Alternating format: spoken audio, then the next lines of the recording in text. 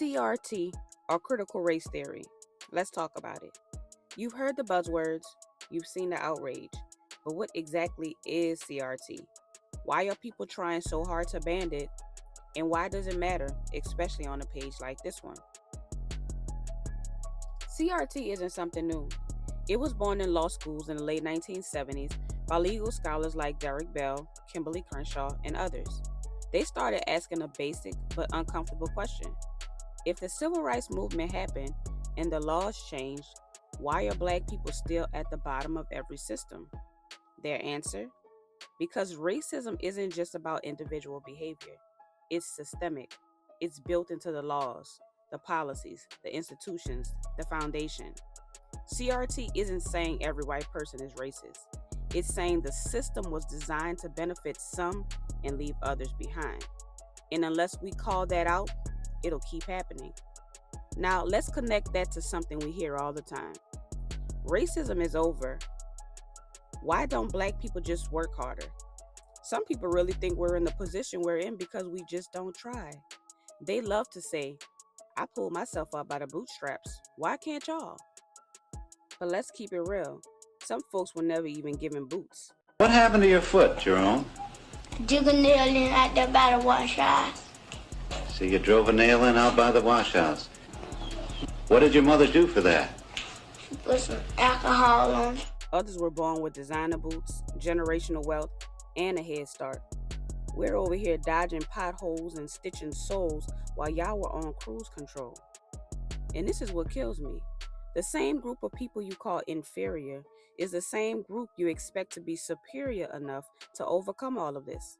Slavery, Jim Crow, redlining, police brutality, miseducation, mass incarceration, environmental racism, generational trauma. Come on, make up your mind. You're killing me, Smalls. You say we're lazy and unqualified, but then you expect us to be Ivy League, trauma-free, never angry, perfectly spoken, and somehow outrun everything that's been thrown at us for generations. And look, I do have a little black girl magic going on, but I still don't understand how we're supposed to be both inferior and superhuman at the same time. We're doing a good job, but come on. And here's another contradiction.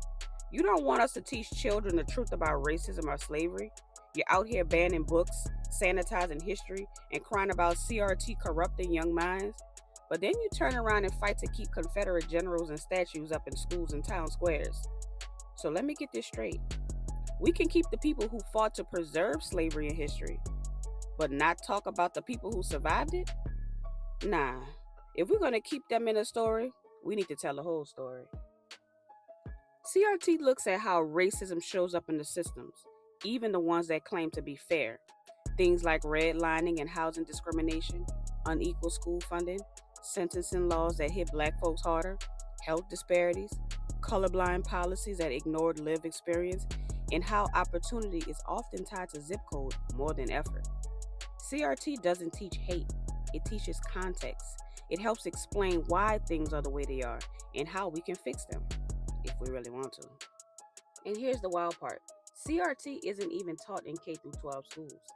It's a legal theory taught in law school. But politicians needed a villain, so they repackaged CRT as a threat to white children, patriotism, and the American dream. They say CRT teaches white kids to feel guilty. They say it's divisive.